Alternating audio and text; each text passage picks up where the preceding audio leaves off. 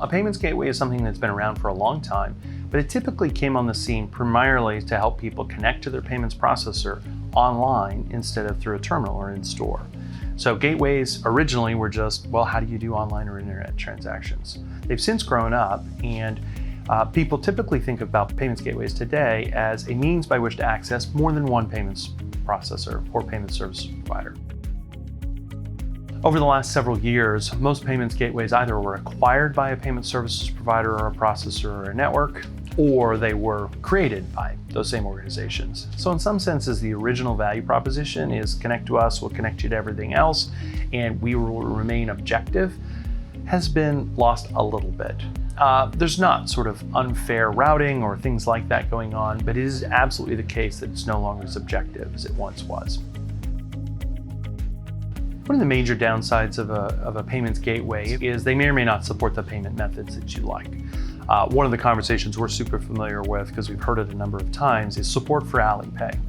Most payments gateways here in the United States don't actually support Alipay, and that becomes problematic for those who've decided that that's an important payment method for their customers. So if it's missing either a payment method, or it's missing access to a particular country or a particular processor who may have very specific features for your business or for your offering, that's really where a gateway kind of falls down. And that promise of just one connection to them and they'll give you access to everything you might need tends to fall away. Deciding between gateways is generally simply a matter of, do they have access to the payment services provider that you're looking for? Whether that's card processors, whether it's countries, or that's very specific payment methods like PayPal, like Klarna, like Alipay. That's typically how people decide about gateways.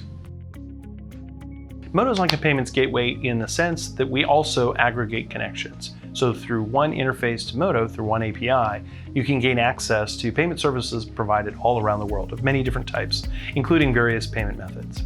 In many ways, Modo is more than just a payments gateway, precisely because it enables different payment methods. That's typically something that you think of as a hub, and also enables routing between those, which is typically something you think of a payment switch providing.